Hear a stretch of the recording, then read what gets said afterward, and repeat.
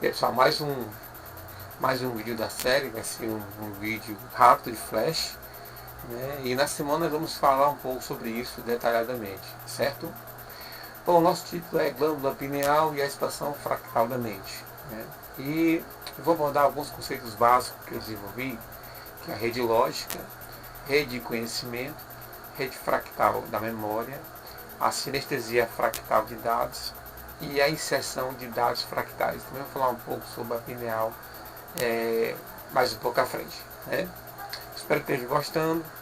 Ele é um vídeo, essa série é um vídeo que tenta colocar a matemática fractal, a grade fractal chamada, né, sobre um contexto para que possamos usar no nosso dia a dia, para que possamos entender e assim poder criar uma sistematização do globo mental, digamos assim, né, da esfera mental. Então, nessa esfera mental nós temos uma ideia do que se constitui, né? Alguns antigos chamavam de esfera da mente, né? Então, nesse universo que nos circula, né, da nossa mente, né, 360 graus, são dados fractais que são adaptivos à nossa mente. Então a ideia é nós gerarmos isso, ok? Bom, eu já vou dar a questão da glândula pineal e a expansão fractal da mente, né? Aqui a mente, pronto. Então, como eu vejo isso?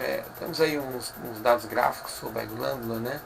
E onde elas se localizam acima do cerebelo, no tronco cerebral, né? E aí você vê várias glândulas, que no próximo vídeo vamos dar uma explicação melhor sobre isso, trazer um gráfico 3D e tal, e poder ver melhor, né? Mais especificamente, a glândula pineal ela é formada, né, de cristais. A fórmula está aí do lado, né? Que esses cristais eles são de matérias interessantes, são de matérias cristalinas uniformes, né? Eu coloquei uma específica aí sobre a questão da formatação dela, né?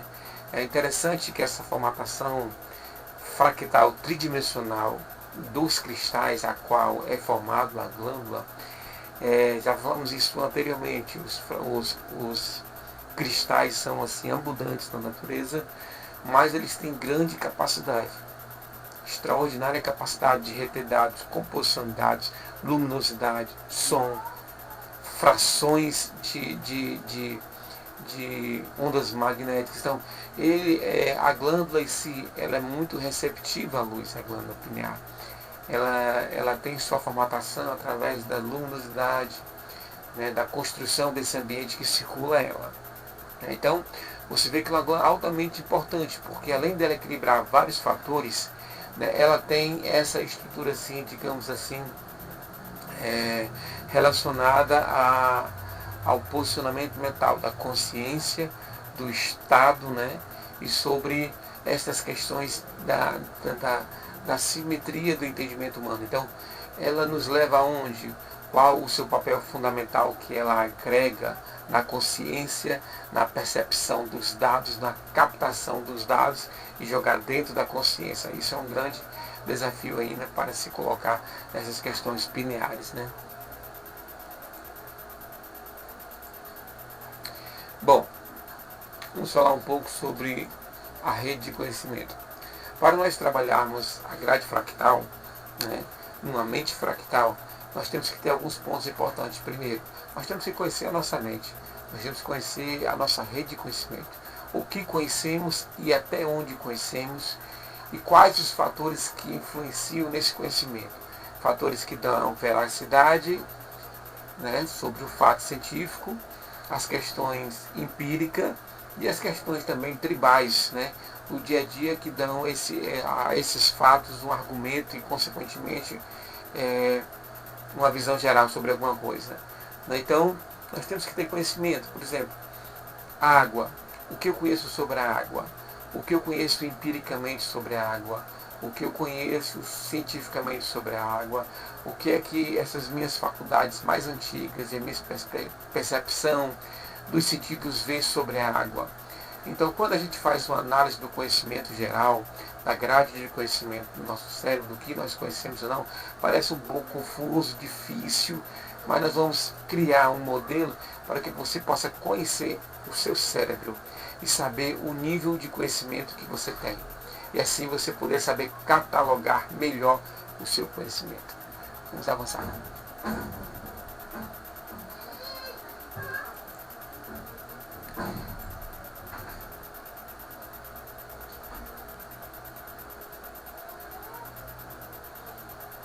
Nós temos uma rede lógica. Compare a rede lógica com um quadro, né, que eu achei, inclusive até uma foto muito boa sobre o que eu queria colocar. E aí nessa rede de quadro branco, você vai adicionando funções. Vai adicionando, então o nosso cérebro vai adicionando. Só que você pode adicionar um lembrete, ou você pode formatar uma ideia e uma ideia consciente em cima daquilo. Então, por que nós colocamos lembretes numa parede? Porque esquecemos fácil.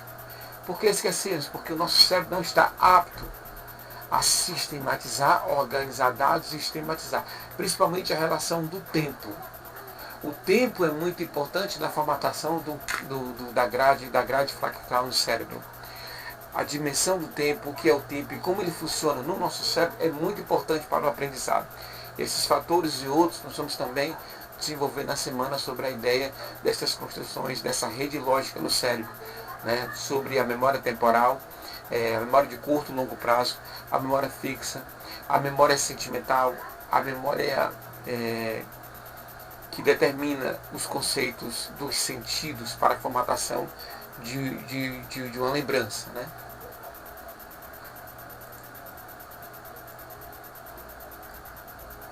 Cada indivíduo tem sua rede de conhecimento diferente. Cada indivíduo pensa diferente, formata o seu cérebro diferente. Não temos a mesma rede neural, não temos as conexões neurais. Então, cada ser humano é diferente um do outro. E ele constrói sua rede de conhecimento. É interessante que nesse conceito da grade fractal e a memória fractal, nós vamos tentar descobrir juntos, né, como melhorarmos a nossa rede de conhecimento. Qual será? Como eu irei construir a minha grade fractal de memória? Como eu irei construir a minha grade fractal de lembrança? Como isso vai poder ser aplicado no meu dia a dia? São estas sugestões que vamos jogar mais à frente.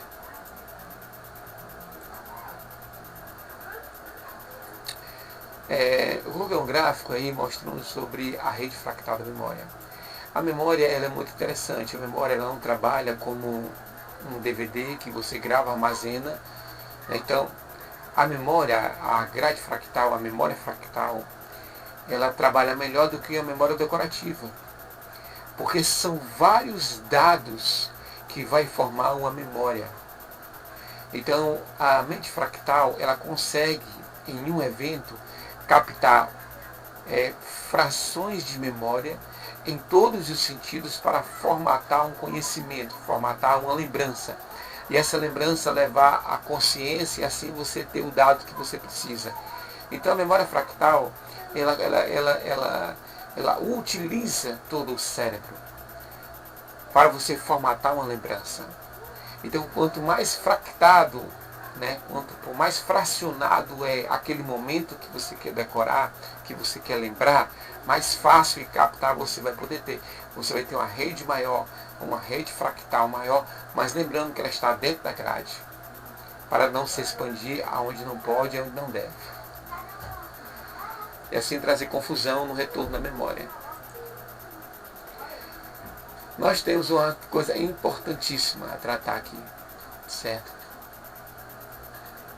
Quem conhece sinestesia entende muito bem o que eu estou falando, quem já tem um pouco de sinestesia, quem conhece também, e quem não conhece já deu para dar uma ideia. O cérebro é formado de um conjunto de estruturas, neurônios, né? Massa cinzenta, várias glândulas, mas principalmente a adaptação do cérebro. A realidade, a função do cérebro está em jogar todo esse conjunto, né, para a consciência, formatar, gerar e jogar na consciência. Então, a sinestesia fractal de dados, a qual estou desenvolvendo, ela coloca que o indivíduo, através de todos os sentidos, inclusive a intuição, ele pode fragmentar o tempo e assim você poder entender, gravar, sistematizar e organizar melhor a sua grade de conhecimento. E assim essa grade a grade de memória. Desculpa. A sua memória fractal. Grade de memória não, a sua memória fractal. Então nós temos aqui uma diversidade de sentidos que eles têm memória. Cada uma tem memória. Então você pode associar isso a eventos e, consequentemente, a lembranças para obter guardar um dado e depois ser recuperado de volta. É interessante que o nosso cérebro ele é quântico, ele trabalha com o tempo. É interessante que o cérebro ele pode voltar no tempo e não avançar, mas no tempo onde você está para trás, ele pode avançar. Porque o cérebro ele consegue armazenar o tempo à sua volta com o espaço e com tudo. Captar esses dados e fazer um headwind, voltar atrás, né, é possível. Né? E quando você consegue voltar, consegue aprender a trabalhar com essa grade de memória, essa grade fractal, você consegue trabalhar melhor a memória. Porque você consegue voltar àquele determinado ponto e assim ter uma estrutura melhor daquilo que você queria lembrar. Então é muito importante isso.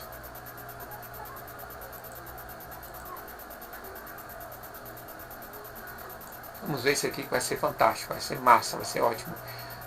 A inserção de dados fractais, como esses dados vão ser colocados dentro da sua mente, como você treinar para que os dados possam ser capacitados dentro da vossa mente. É muito interessante. Nós temos, por exemplo, vários lombos, né, no nosso cérebro, consequentemente os comportamentos que temos em cada, por exemplo, o comportamento que temos da audição, da fala, no lobo temporal. Então você vê um computador quântico trabalhando. Por exemplo, o mapa degustativo. Por exemplo, quando você prova um vinho, ele tem uma infinidade de gostos, sabores, odores que circundam a sua língua e o seu olfato. E aquilo gera uma memória, porque vem desde a madeira do carvalho que ele foi colocado, do tipo ácido, do tipo do ácido que está colocado em evidência, do tipo de gosto da fruta que foi colocada em evidência, a salinidade, a acidez. Todo esse conjunto gera uma memória degustativa para que você tenha a percepção daquele vinho.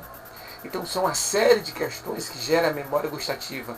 E consequentemente, assim como é na memória e assim como é qualquer tipo de atividade cerebral.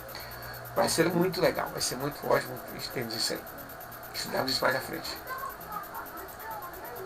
Memória fractal. Coloquei aí, né, a glândula pineal como parte fundamental da capacidade de receber e de importar e jogar para a consciência todos esses dados fractais.